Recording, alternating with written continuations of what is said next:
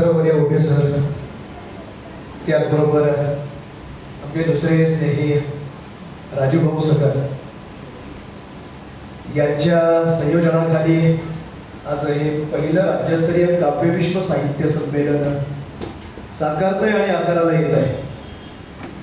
आता दिदीनं सांगितलं 10 मिनिटात तुम्हाला तुमचं मनोगत व्यक्त करायचं आहे, पण काव्यविश्व एवढं मोठं महासागरासारखं आहे, बाबा ठाकूर 10 मिनिटात कसं शक्य होणार आहे? पण आपल्याला ते शिवधनुष्य पेलावं लागणार आहे. कारण मुळात कविता ही ऐकणाऱ्यांसाठी असते आणि लिहिणाऱ्यांची सुद्धा असते. अनंत राऊत म्हणतात, शाईचे पेनातून केवळ झरणे नाही, खरडत बसणे म्हणजे कविता करणे नाही. लिहिताना मी चराचराचा विचार करतो, लिहिताना मी चराचराचा विचार करतो, माझे मरणे अटळ, कविता मरणे नाही.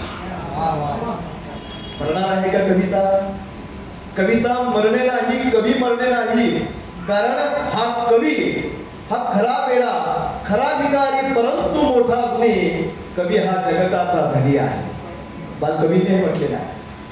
इटालियन संशोधक लोम्ब्रोसा यांनी म्हटलेलं आहे की हा कवी जो आहे ना, हा कवी हा वेडा असतो, झपाटलेला शाहीर असतो आणि हा कोणत्याही तंद्रीत कुठेही जाऊन काय लिहिल, टिक्कलातून आरपार भेदण्याची दृष्टी आणि काहीतरी वेगळं लिहिण्याची शक्ती या कवीमध्ये आहे. मग हे असं सगळं काव्यविश्व आणि हा सगळा या काव्यविश्व संमेलनाचा घातलेला घाट हा यशस्वी घाट आहे उभे सर. कारण मी पाहतोय की तन्मयतेनं ऐकणारे आणि छान पद्धतीनं भोजनाचा आस्वाद घेतल्यानंतर सुद्धा इथे येऊन या परिसंवादाचा, आता परिसंवाद म्हटलं की थोडं डोक्याला हात लावतात लोक, काय त्याच्यामध्ये सांगणार आहे कोणाच काय वेगळं काहीतरी येतो, बडबडतो. आम्ही मात्र आमच्या मोबाईल मध्ये रममाण असतो. म्हणून अगोदर आपण मोबाईल आपले बंद करा. साहेब, आपण मोबाईल वर बोलत असाल तर आपला मोबाईल कृपया बंद करा, आपला मोबाईल सायलेंट ठेवा. कारण मी पुढे जे 10-15 मिनिटात जे बोलणार आहे ते कदाचित माझ्यासाठी असणार आहे आणि जमलं तर तुम्ही तुमच्यासाठी घ्यावं असे मी तुम्हाला विनंती करतो.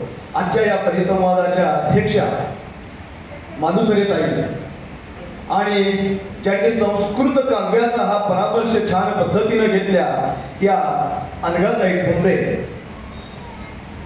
या 2 दिग्गजांपुढे मी काय बोलणार, कारण त्यांनी संस्कृतातलं सगळं सांगून टाकलं. मी आपलं माझ्या मराठी कवितेची जी वाटचाल आहे ती अगदी थोडक्यात व्यक्त करणार आहे.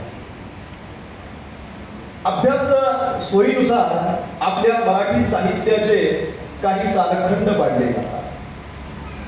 एक प्राचीन कालखंड, एक अर्वाचीन कालखंड आहे. प्राचीन कालखंड हा प्रारंभापासून म्हणजे अगदी ही आपली मराठी भाषा ज्यावेळी अभिजात भाषेचा तिला दर्जा मिळाला आणि त्यातील एक पुरावा हा आमच्या जुन्नर तालुक्यातील नाणेघाट येथील 2225 वर्षापूर्वीचा शिलालेख आहे. त्याच्यानंतर या कुवलय मालामध्ये उदयन सुरीना जे आपल्या मराठी माणसाविषयी म्हटलेलं आहे, दिल्लीले गहिल्ले कलहशिले मराठे दिले घेतलेले म्हणणारे, दिले घेतले म्हणणारे, शब्दाला भांडणारे आपले मराठी आहे. अशी तिथून सुरुवात आपल्या मराठी साहित्याची झाली. त्याच्यामध्ये या अगोदर सगळं तोंडी साहित्य होतं, लोकसाहित्य होतं, त्याच्यामध्ये कथा होत्या, लोकगीता होती. आणि हे मराठी साहित्य ही जी कविता आहे ना, ही कविता खरी कोणी जगवली असेल, ती कोणी रुजवली असेल तर ती या स्त्रियांनी रुजवलेली आहे. लक्षात, पुरुष काय, पुरुषाचं काही नाही, पण या स्त्रीच्या मनातील ज्या भावना होत्या, या स्त्रीच्या मनातील ज्या वेदना होत्या, त्या वेदना विद्रोहाच्या आणि नकाराच्या रूपानं पहिल्यांदा या स्त्रीनं व्यक्त केल्या. त्या केल्या ओव्यांच्या रूपानं ती सकाळी उठायची आणि मग जात्यावरच्या ओव्या गायची. पहिली माझी ओवी ग मायेच्या मायेला, आणि मायेच्या मायेला ग दोडक लोंबती कुपाला, दुसरी माझी ओवी ग मायेच्या भावाला, आणि मायेच्या भावाला ग मायेच्या भावाला. आणि मग ती गुंफत जायची सगळं हे. त्याच्यातून कवितेची निर्मिती झालेली आहे. आणि मग हळूहळू लिखित साहित्य यायला लागलं. विवेक सिंधू. आता हा अभ्यासकांमध्ये सुद्धा थोडा मतभेद आहे की अगोदर ज्ञानेश्वरी की विवेक सिंधू मुकुंदराजांचा. कारण काहींचं मत आहे की विवेक सिंधू अगोदर आहे, आणि ज्यांचं मत विवेक सिंधू अगोदर आहे ते म्हणतात तुम्ही जर त्याचा कालखंड त्याची भाषा पाहिली तर तो अगोदरचा हा ग्रंथ ठरतो. पण काही अभ्यासकांचं मत आहे नाही, ज्ञानेश्वरी ही पहिली आहे. आणि आपण सगळे जर आपल्या ज्ञानेश्वरीला शिरोधारे मानतो. शके 1272 टीका केली ज्ञानेश्वरे, सच्चिदानंद बाबा आदरे लेखक तुझा झाला. अशा सच्चिदानंद बाबांनी लेखक होऊन जी निर्माण केली ती ज्ञानेश्वरी आपल्या तिथून सुरुवात होते. त्यांनी आता सांगितलं त्याच्यामधलं पसायला महत्वाचं आहे. आता विश्वात्मके देवे येणे वागे तोषावे तोषोणी वजल्यावे पसायला. ज्ञानदेवांनी फक्त ज्ञानेश्वरी लिहिली नाही, अमृतानुभव लिहिले नाही, त्यांनी हरिपदाचे अभंग लिहिले नाही, तर ज्ञानदेव हे भारुडांचे जनक आहे. भारुड त्यांनी लिहिली. आणि भारुड खऱ्या अर्थाने रुजवण्याचं काम संत एकनाथ महाराजांनी केलेलं आहे. सत्वर पावग भवानी आई एक रोडगाव आहे तुला, नंदेचं काय तर किरकिर करतो खरूज होऊ दे त्याला. सासू माझी गावी गेली तिकडच खपवी तिला, सत्वर पावग आई भवानी एक रोडगाव आहे. भारुड. पण खरं भारुड लिहिलं संत ज्ञानेश्वरा. तिथून कवितेची खरी संपन्न वाटचाल आपल्यापर्यंत येऊ घातली. या संतांनी आपले अभंग असतील, आपल्या विरहिण्या असतील, किंवा आपलं जे साहित्य असेल त्याच्यामधून या सर्वसामान्य लोकांचं खऱ्या अर्थानं मनोरंजन केलं आणि प्रबोधन केलेलं आहे. ज्यावेळी मुक्ताबाई संत ज्ञानेश्वर हे रुसून आपल्या कुटीमध्ये झोपडीचं दार लावून बसलेले असताना ताटीचे अभंग मुक्ताबाई लिहिते आणि म्हणते, योगी पावन मनाचा साही अपराध जनाचा, विश्व रागे झाले वणी संती सुखे वावे पाणी, विश्व पट ब्रह्मोदोरा ताटी उघडा ज्ञानेश्वरा. ताटीचे अभंग पण संतांची लक्षणे याच्यामध्ये सांगितली आणि आपल्या सर्वसामान्य लोकांना उपदेश करण्याचं काम मुक्ताईने केलेलं आहे. संतांचं खरं काम हे आपल्या सर्वांना दिशा दाखवण्याचं होतं. पण त्याच्यामध्ये काही संत असे होते की त्यांना स्वतःच्या अस्तित्वासाठी संघर्ष करावा लागला. त्यांना विठ्ठलाच्या मंदिरामध्ये घेऊन त्यांना प्रवेश दिला जात नसायचा. त्यावेळी सोखा महाराजांनी पुढे येऊन माणसांची लक्षणं सांगितली. त्यांचा एक अभंग प्रसिद्ध आहे, उस डोंगा परी रस नोहे डोंगात ना बोलला सिमरलिया रंगा. पण काय प्रबोधन केलंय त्याच्यामध्ये. मग आपण कसं वागलं पाहिजे ते त्याच्यामधून दिसतंय. त्यांच्याच कुटुंबातील सोयराबाई असतील, निर्मळा असतील, बंका असतील, यांनी सुद्धा आपली कविता स्वतःच्या अस्तित्वासाठी लिहिली आणि कवितेला सुद्धा खऱ्या अर्थाने अस्तित्व मिळवून देण्याचं काम त्या संतांनी केलेलं आहे. पुढचा आपण भाग घेतला तर नामदेव. संत नामदेव महाराज यांना अभंगाचा जनक असं म्हटलं जातं. अभंग पहिला निर्मिला नामदेव महाराजांनी. पाहे परदाना जननी समान, द्रव्यही पाषाणा सममानी, पराव्याकारणे प्राणनेची आता, जाणे परव्यथा अंतिरीची. असं म्हणणारे या सर्वसामान्य माणसामधून जो सज्जन माणूस आहे त्याचं वर्णन करणारे संत नामदेव महाराज यांनी अभंग पहिल्यांदा लिहिला. आणि मोठा अभंग जो आहे तो मोठा अभंग हे निर्मिण्याचं काम आणि तो प्रसिद्ध करण्याचं काम तुकोबांनी केला. जे गांजले गांजले त्यासी म्हणे जो आपुले, तोची साधू ओळखावा देव तेथेची जाणावा. असं म्हणणाऱ्या तुकोबांनी अभंग हा खऱ्या अर्थाने आपल्यापर्यंत आणून पोहोचवलेला आहे. हा इतिहास तुम्हाला माहिती आहे. मी फक्त तुमच्या बुद्धीवरची धूळ थोडी झटकण्याचं काम करणार आहे, फुंकर त्याच्यावरती मारण्याचं काम करतो. याच संतांनी ज्यावेळी आपल्या या साहित्यामधून कर्मात देव पहा असं सांगितलं, ते संत सावता महाराजांनी कर्मातच संत पाहायला शिकवलं. कांदा मुळा माझी अवघी मिठाई माझी, लसूण मिरची कोथिंबीर माझा अवघा झाला माझा हरी, मोठ नाला विहीर दोरी अवघी व्यापिली पंढरी, सावता म्हणे केला मला विठ्ठल पायी गोवी लागला. कर्मातच संत पाहणारे, त्यांनी आपल्याला कामात संत आपल्याला देवत्व पाहायला शिकवलं. कविता ही कुठे गेली पहा. कविता ही स्वरूपापासून विश्वरूपाकडे जाणारी असावी, आणि ते काम या सगळ्या संत मंडळींनी केलेलं आहे. या सगळ्या संतांनी ते काम केलेलं आहे. आणि मग पुढे हळूहळू वाटचाल व्हायला लागली. पंत कवी आले. ताईंनी पंडिती कवींचा उल्लेख, कारण पंडित कवींचं खरं जे काम होतं ते संस्कृत जे साहित्य होतं, त्या संस्कृत साहित्यातील महत्वाचं सर्वसामान्य लोकांना रुचे पचे आवडे, त्यांचं मनोरंजन होईल असं साहित्य निर्माण केलं ते पंत कवींनी. मोरोबंद असतील, रघुनाथ पंडित असतील, वामन पंडित असतील, यांनी हे काम खऱ्या अर्थाने केलेलं आहे. मोरोपंतांनी केकावरील नावाचा ग्रंथ लिहिला. केका म्हणजे मोराचं केकाटणं, हरवणं, केका. बाबांनो, मी माझ्या लेखणीतून, माझ्या लेखणी रूपी मोराच्या या माझ्या आवाजातून मी तुम्हा सर्वांना सांगतोय की कसं वागलं पाहिजे, कसं जगलं पाहिजे असं सांगणारे मोरोपंत होते. मोरोपंतांनी आपल्या या केकावलीमध्ये एक केका सांगतो, हे सांगण्याचा मोह होतोय. पिता जरी विटे विटोन जननी पुत्री विटे, दयामृत रसाल प्रदीन पूर कजले त्या किटे, प्रासाद पट झाकीसी परी परागृचे थिटे, म्हणून म्हणती भले नरून जन्म देचे पिटे. संस्कृत आहे.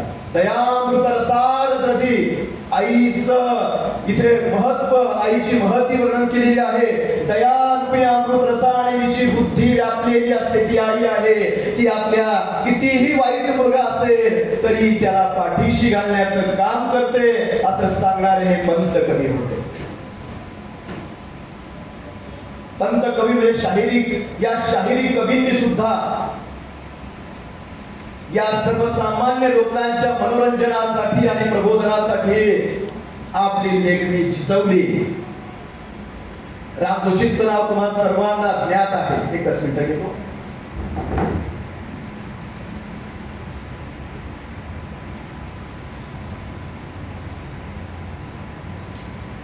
या राम जोशींनी सुंदरा मनामध्ये भरली जरा नाही, सुंदरा मनामध्ये भरली जरा नाही ठरली, हवेलीत शिरली मोत्याचा भांग अशी. शृंगार रसात्मक कविता लिहिली, लावणी लिहिली, पण त्याचबरोबर भला जन्म हा तुला लाधला, खुलास हृदयी बुधा, धरीसी तरी हरीचा सेवक सुधा, अशी प्रबोधनात्मक अशी आध्यात्मिक लावणी लिहून मराठी काव्य विश्वात मोलाची भर घालण्याचं काम राम जोशी केलेलं.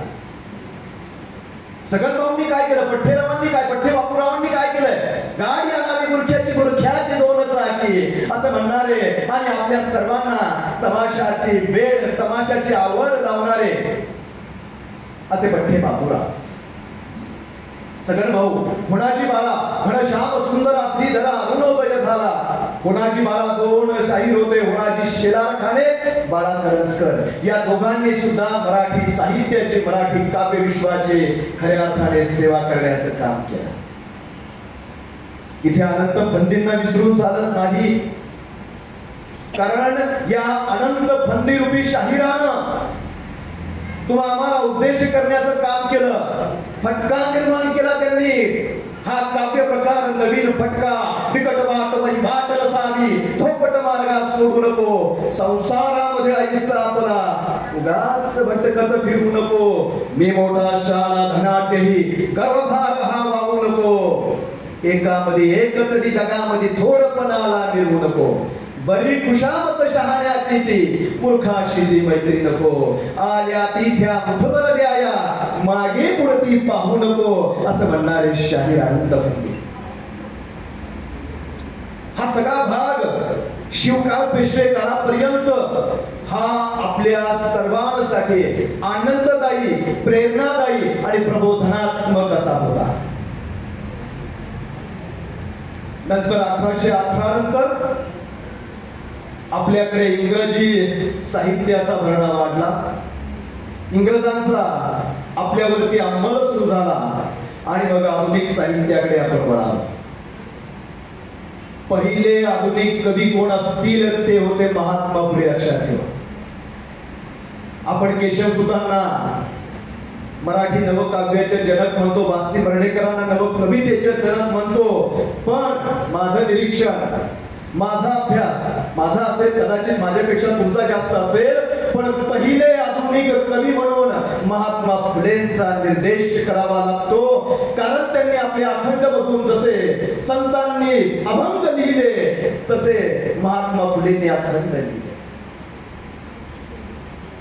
स्त्री पुरुषे सर्व कष्ट करी व्हावे, कुटुंबा पोसावे आनंदाने, नित्य मुली मुला शाळेत घालावे, विद्यादान द्यावे विद्यार्थ्यास, अशा वर्तनाने स्वतः सुखी व्हाल, जगा सुखी कराल. हा भंगच होता पण आधुनिकतेने भरलेला होता. म्हणून महात्मा फुले हे आधुनिक मराठी काव्य विश्वातील आधुनिक कवितेचे जनक असं मी म्हणे. केशवसुतांनी नंतर ही सगळी जी कविता होती, ही कविता जे त्या ग्रंथातून प्रबोधनातून त्यांनी क्रांतीच्या मार्गावरती आणि प्रबोधनाच्या मार्गावरती आणि सोपी सुलभ करण्याचं काम केशवसुतांनी केलं. नव्या मनोतील नव्या दमाचा शूर शिपाई आहे, कोण मला वठणीला आणू शकत होते उपाय. एक तुतारी द्या मजानी भुंकीन जीवी स्वप्राणाने, फेडून टाकीन सगळी गगणे, दीर्घजीच्या त्या किंकाळीने अशी तुतारी द्या मजना. जुने जाऊ द्या मरणाला, गुन्हे जाऊ दे किंवा पुरुणे टाका. कविता पुढे आहे पण तुम्हा सगळ्यांना ही तुतारी नावाची कविता माहिती. आधुनिक कवितेचे जनक त्यांना म्हणतात. पण मी मगाशी माझे जनक मी सांगितले. त्यानंतर वासी वर्धेकर ज्यांनी अस्तित्ववाद आणला, ज्यांनी माणसाला विचार करायला लावला. शिशिरागम काही कविता, आणखी काही कविता, हे त्यांचे कविता संग्रह. शिशिरागम मधल्या कविता या जुन्याच पठडीतल्या होत्या, पण काही कविता आणि आणखी काही कविता या कविता संग्रहातील कविता जर आपण पाहिल्या, वाचल्या तर आपल्या अंगावरती काटा येईल. विपाक मेले ओल्या मंदिर, माना पडल्या मुरगळल्या. काय संदर्भ सांगतो या कवितेचा?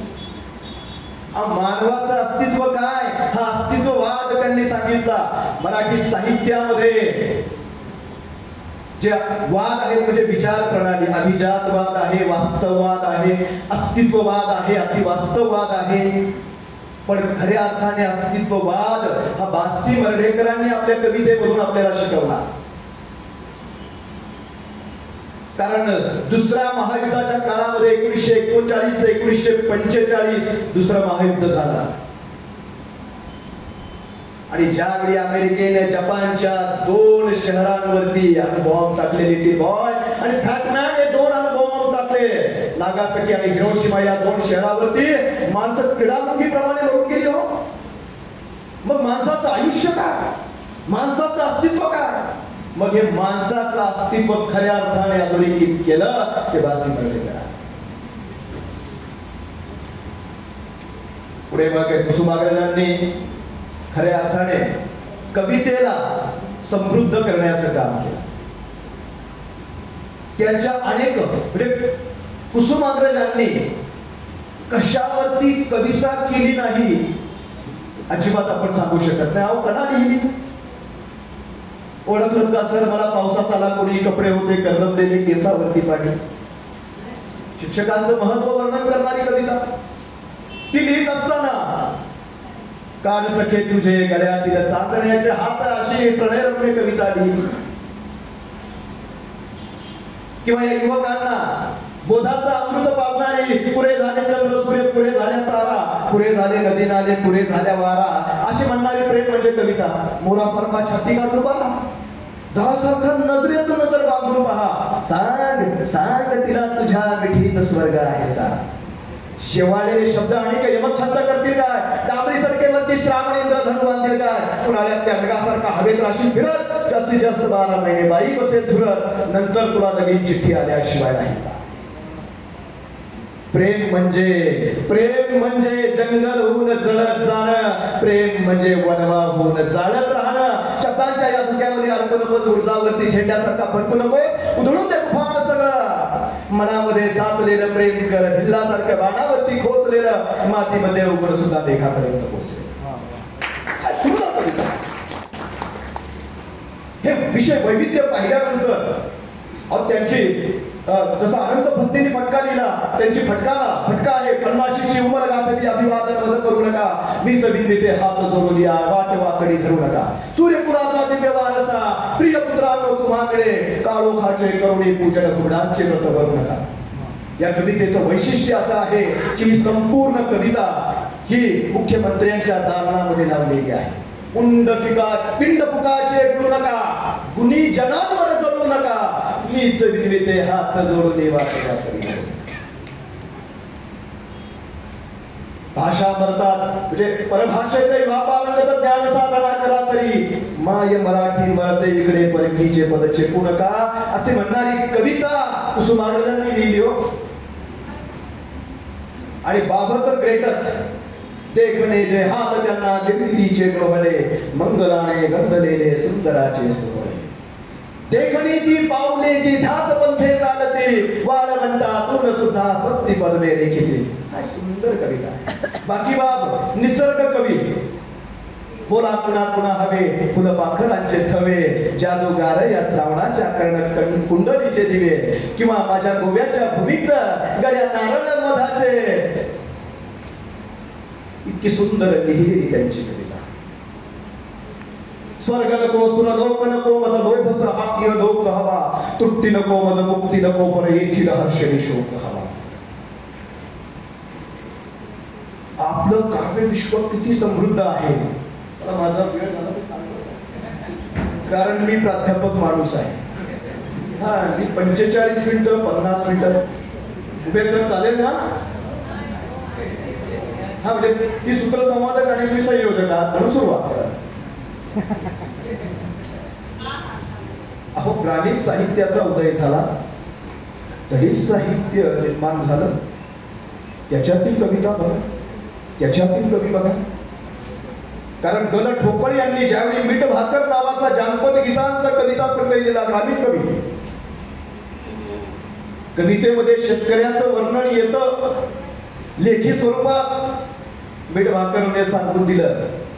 आणि ही कविता ही 4 भिंतीतून त्या शेतावरती गेली.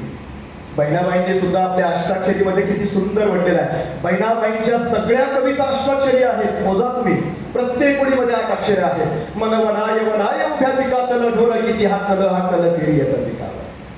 मन जहरी जहरी त्याचं ज्ञान रे तंतर, अरे तुझा बघरा त्याने उतारे म्हणतात. अरे खोप्यामध्ये खोपा सुगर नीचा चांगला देखा तिलासाठी तिने झोका झाडा दे टाकला. मुग निजावती भुक्या पोटी तिला रात म्हणू नये, आखडत तो दानासाठी त्याने हात म्हणू नये असे म्हणणारी बहिणाबाई निरक्षर कवयित्री. अहो त्या प्रके अत्रेंनी त्यांच्या त्या कविता संग्रहाच्या प्रस्तावनेमध्ये एक धडधडीत उल्लेख केला. हे जे काव्य आहे बहिणाबाईंचं ते अस्सल आहे. त्याला कुणाच्याही प्रस्तावनेची किंवा कुणाच्याही प्रशस्तीची गरज नाही. इतकं सुंदर काव्य बहिणाबाईंनी रचलं. खूप संदर्भ आहे तो, पण बोलायला नेहमी वेळ कमी पडतो. पण आपल्याला अगदी अलीकडच्या कवीकडे यावं लागेल. कारण हे सगळं हा सगळा व्याप जो आहे तो 1950, 60, 70, 80च्या दशकापर्यंत आहे. 2000 पर्यंत 2000 नंतरच्या कवींचं काय. ही सुद्धा ताकदवान मंडळी आहे ना. सुशील कुमार शिंदे शहर आत्महत्या करायचं म्हणतोय शीर्षकाला. शहर आत्महत्या करायचं म्हणतंय. कल्पना तुझा सिझरकर म्हणते माती. शीर्षक बघा बरं का. आता मी शीर्षकांवर येतो. कविता संग्रहाची शीर्षक कशी आहे वेगळी. शहर आत्महत्या करायचं म्हणतोय, सिझरकर म्हणते माती, बंदुकीतून सुटते गोळीबारी काढणे. गुलमोहराचं कुक्कू प्रशांत असणारे. पण एक सांगू, या कविता संग्रहाच्या शीर्षकांचा अनोखा प्रयोग कोणी केला, तो केला आमच्या नामदेव ढसाळांनी. कविता संग्रह वाचा ना त्यांचे. कविता संग्रहाचे नाव भारी आहेत. तू ही आत्ता त्यांची गांडू बगीचा, मी मारिले सूर्याच्या रथाचे 7 घोडे, गोल पिठा. अप्रतिम शीर्षक आहे. आणि मी उपस्थितांना विनंती करीन की फक्त आपण एक मार्गी एका दिशेने जाऊ नका. आपलं हे संपन्न आणि समृद्ध असं जे मराठी साहित्य आहे, अनेक अंगाने अनेक स्पर्शाने जे आहे आलेलं आहे ते वाचा. आणि मग अलीकडे परत येतो देवा झिंजार, सगळं उलथवून टाकलं पाहिजे. मी त्या दोस्ताला फोन केला, म्हणलं काय काय उलथवतो बाबा. असं म्हणणं सगळं जगच उलथून टाकलं पाहिजे. हसला. मित्र आहे. म्हटलं सर पण तुम्ही जे लिहिलंय ना ते छान लिहिलंय. कारण त्याच्यामध्ये त्यांनी टाय घाल्या नावाचा शब्द वापरला. टाय घाल्या, कविताचे टाय घाल्या. अरे म्हणलं त्याच्यापेक्षा टाय ऐवजी आई म्हटलं असं तरी चाललं असतं. कविता किती संपन्नतेकडे जाते. संदीप राठोडची काय, संदीप राठोडचा कविता संग्रह आहे. भूक छळते तेव्हा, किती एवढेसे पोट काय मोभाट तयाचा, जळव त्यांची विटंबना भूक जना नाचवी, असं तुकोबा म्हणतात. आणि या बिचाऱ्या या संदीप राठोड सारख्या तरुण कवीनं त्याला भूक छळते. आपल्या सगळ्यांना छळते. आपल्या सगळ्यांना भुकेनं छळलेलं आहे. बघा ही सगळी मंडळी ही जिवंत आणि ज्वलंत हृदयाची माणसं आहेत. तुम्ही कष्ट करून इथपर्यंत आलेला आहात. तर कष्टाने तुम्ही तुमचं जीवन आकाराला आणलेलं आहे. तर भूक छळते तेव्हा कविता संग्रह वाचा. ऊसतोड कामगाराचा मुलगा आहे तो, त्याने लिहिलंय सगळं. अप्रतिम आहे. राजूभाऊनी वाचलाय. सुंदर कविता संग्रह. या अशा कविता संग्रहाची नावं जरी पाहिली, आता ते शहर आत्महत्या करतोय ना, करायचं म्हणतंय. आणि खरंच आहे, शहर एक दिवस आत्महत्या करणार आहे. कारण शहरातील प्रत्येक माणसाला गावाकडे जावं लागणार आहे. आत्महत्याच करणार. भुईशास्त्र, ऐश्वर्य पाटेकरांचा साहित्य अकादमीनं, युवा साहित्य अकादमी पुरस्कार आमच्या त्या मित्राच्या कविता संग्रहाला मिळाला. भुईशास्त्र वाचा, सुंदर. आमचे शिवाजीराव चाळक साहेब आहेत, त्यांचा कविता संग्रह नुकताच आलाय. त्याच्यामध्ये त्यांनी धरणग्रस्तांच्या कवितांचं वर्णन केलेलं, धरणग्रस्तांचं वर्णन केलेलं आहे. म्हणजे ज्यांना पाणी मिळालं त्यांचंही वर्णन, ज्यांना पाणी मिळालं नाही त्यांच्या जमिनी गेल्या त्यांचंही वर्णन. कोरड्या घशाचा ताळेबंद. आता ताळेबंद कॉमर्स मधली माणसं असतील त्यांना ताळेबंद एकच माहिती आहे. पण कवीला ताळेबंद वगैरे कळत नाही. तो आपला फक्त कोरड्या घशाचा भावनांचा ताळेबंद मांडत असतो. तसा ताळेबंद शिवाजीरावांनी त्या कवितेमध्ये कविता संग्रहामध्ये तिची स्पंदने झू. कविता संग्रहाचे शीर्षक संदीप वाघोले सरांचे आमचे दुसरे मित्र. आता कालच तानाजी धरणे नावांच्या, तानाजी धरणे त्यांचा कविता संग्रह काल मागवला मी. नांगरतो तळ हाताच्या रेषा, हा कविता संग्रह. कविता संग्रहांची नावं, काव्यविश्व आपलं किती समृद्ध आहे बघा. फक्त शीर्षकाला नाही, आशयात, शब्दांनी, शब्दांच्या सौष्ठवानं हे समृद्ध असं हे आपलं काव्यविश्व आहे. खूप काही बोलण्यासारखं. म्हणजे मला वाटतं 2 तास होणार नाही, पण इथे तुमच्याही सहनशीलतेची मला काळजी घ्यावी लागणार आहे. कारण मला वन वे ट्रॅफिक जायला आवडत नाही. 2 वे ट्रॅफिक असेल तर मजा येते.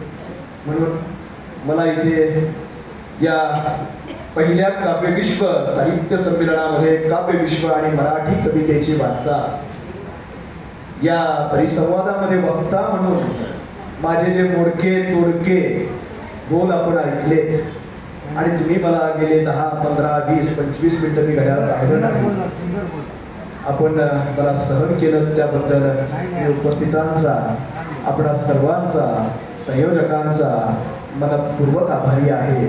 धन्यवाद.